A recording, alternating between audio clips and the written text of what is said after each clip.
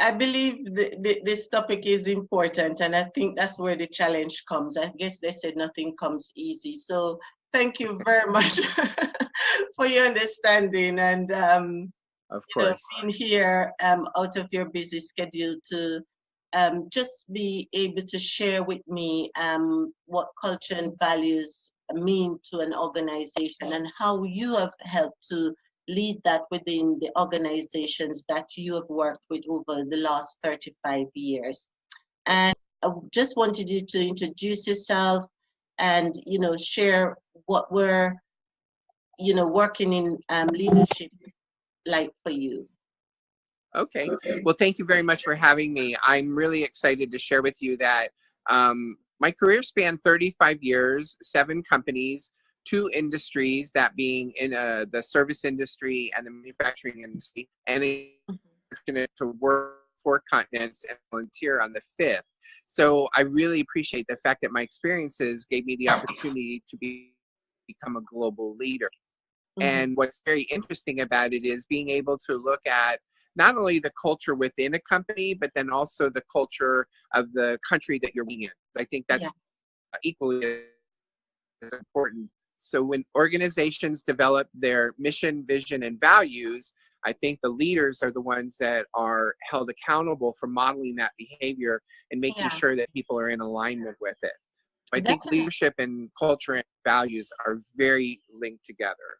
Yeah, brilliant. So let's pause here and introduce. Phil is the CEO and founder of Seed and Lead, and Phil is in the business of leadership coaching and has been doing leadership in the business of health and well-being, you said before. Actually, I was very fortunate to work in the corporate environment, Uh-huh. mostly in the U.S. insurance industry. Yeah, So I was very involved with that industry for about 25 years. And then I moved into some other roles that afforded me the opportunity to work globally, and then also into the manufacturing industry.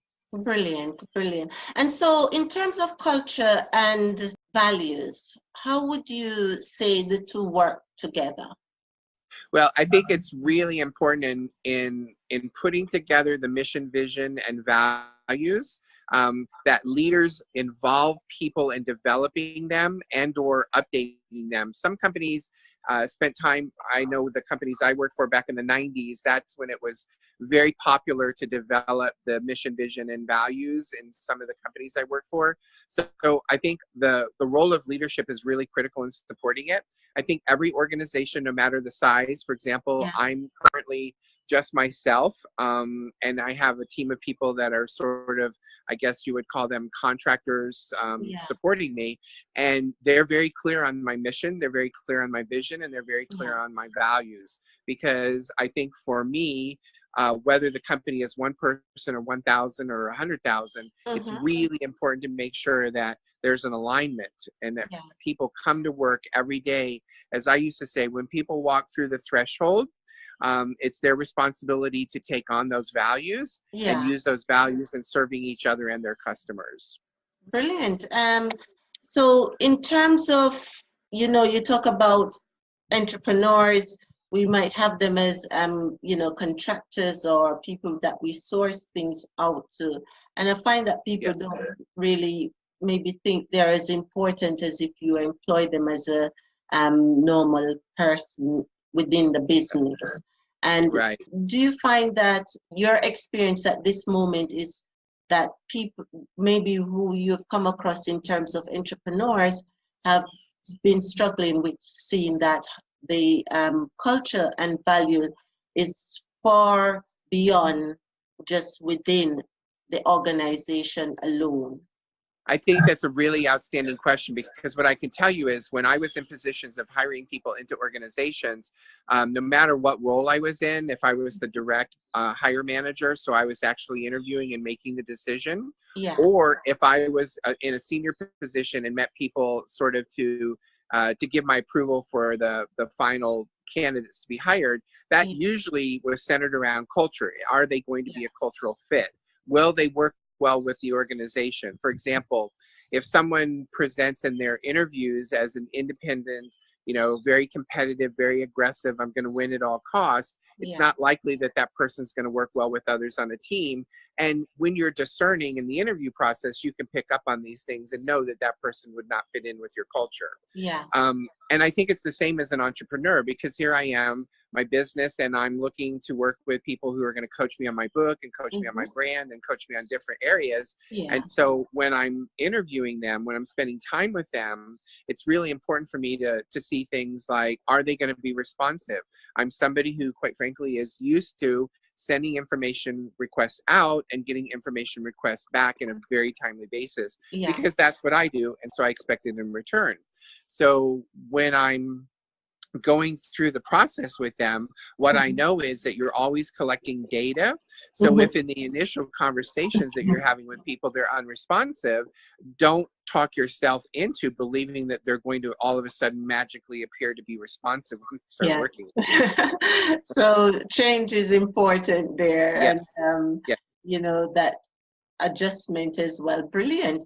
And so tell us a little bit more about your experiences in maybe 2 of the continents that you were able to work in. Okay, so I always enjoy telling stories on China, because China is a place that when I went the first time as a part of a leadership program with my business coaches, I thought it was the one and only time I would ever go to China in 2003.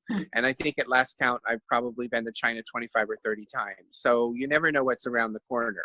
And so coming with that 25 to 30 times being in China, I'm very, very clear about the Chinese culture, and also the Chinese business culture. And so one story I'll tell briefly is that I was traveling with a colleague from the UK. And so we had the US culture, we had the UK culture, and we had the Chinese culture, because we were there in their offices. And it was interesting because we were meeting with a vendor that we were looking to get some pricing from. And so what happens is in China, you take your time, you spend time socializing, and you could spend literally a day with someone trying to make a deal or not. And so what happened was, it was very interesting watching my colleague from the UK. When we went in and sat down, he immediately had his portfolio open and ready to start taking down the prices. And I said, what are you doing? He said, well, I'm ready to take the prices. And I said, we won't get to the prices for quite some time. And he said, why not? I said, well, just watch out. So they go through the process of having conversation and socializing, and then they start talking about business, and then eventually we get to the pricing. And now we've started at, say, 9 o'clock, and now it's about noon.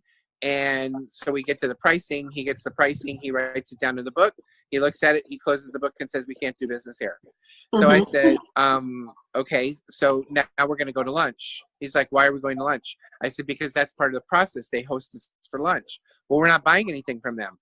Not this time. Maybe in the future we will. So it was interesting watching him and his culture coming up against the Chinese culture. And then eventually when we went back there several more times, we were able to make some purchases, and he understood the rhythm. There's a rhythm to it. So that was one example that was really interesting for me to watch. And then I think another one was, I'm trying to think, this is one that'll be good for you in the UK. So I was the president of the company, and I showed up to spend a week visiting with our customers. And when I came down for breakfast the first morning, the managing director and the sales director asked me where my tie was. And I said, I don't have a tie. And they said, but you must wear a tie to go visit the customers. And I said, I don't have a tie. And they said, so you're not going to wear a tie? And I said, I'll wear a tie if I absolutely have to wear a tie. And so what ended up happening was they didn't force me to wear the tie. And then I became the American businessman who people actually enjoyed and appreciated my being fresh and, with respect to the culture, right? And so what happened was, I think I made more friends and more allies in being true to my culture in the other country. And it was very interesting, because then I went on to, of course, do things that were very honoring and respectful of the culture there. This tie thing was non-negotiable. So I think it's part of the reason that I have my own business today, because it's like, if it comes down to it, it's like, you have to wear a tie. I need to think about that one. Exactly. That's a good one, because the culture of the Americans are different from the British. How Yes. you know, and you just explained how you managed to maneuver within that culture in order Yes. to make an impact regardless and Yes. without compromising who you are at the same time and making it work. Yeah. I think it is very important to have told both the stories. One story is that, and it has nothing to do with one culture over the other culture, right? It's a matter of, in one culture, I was able to swim at the rhythm they were swimming at, and it made all the sense in the world. In the other culture, it was an opportunity for me to swim in the opposite direction and then see what would happen. And it was really nice because while they didn't swim in the same direction as me, they cheered me on for swimming in the opposite direction. Brilliant. That sounds very much being able to adapt as well and being sensitive to change in a positive way, Yes. so to speak. Yes. That sounds good, definitely. You know, yeah. Yeah, brilliant. And so, what made you wanting to go into business now after 35 years? Well, it's a really good question because a year ago is when I actually formed the parent company, PEB Adventures.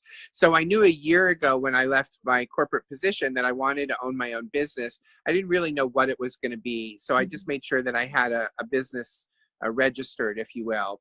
And what's become more and more clear for me is that this business consulting, so taking companies from sort of chaos to order, and this leadership coaching, taking leaders from their current model to the next model. I think it's a really, really great opportunity for me with my 35 years of experience. I have every confidence that whatever I take on with the individual, their teams or their businesses, that I absolutely am confident I can leave it better than when I started. And so I think that people will enjoy working with someone who's clear and transparent and authentic and direct about it, so that they can get to their outcomes much sooner and much more efficiently. Brilliant. That sounds really good. And now we're coming to the end, Phil. How can people get hold of you after this? Yeah. Well, thank you very much. I've made it as easy as possible. So my email address is phil@seedandlead.com, and that's a direct email to me so that I can respond to you. And then I'm on YouTube, Twitter, Facebook, and LinkedIn. And in all of those, you can find Seed and Lead, or you can find Phil Bohlender, and in some cases both.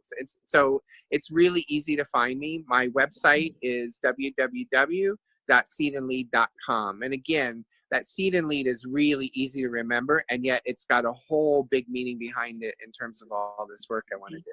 Lovely, brilliant. That sounds good. But thank you very much for sharing with us those valuable experiences and also tips as well, why culture and value is so important for us in our businesses and organization. So I'm hoping that people will get value and, grow in their leadership and, culture and values sort of areas in their business. So thank you. Thank you very much. I'm always grateful for our conversations. They always leave me with the ability to reflect and learn more, and I'm grateful for that. I really enjoyed it, and I've learned a lot as well. And I think I could listen and listen and listen as long, because it's such a lovely topic to be able to engage in, because we find that a lot of organizations are struggling in terms of finding the balance between what the culture and the values are, and also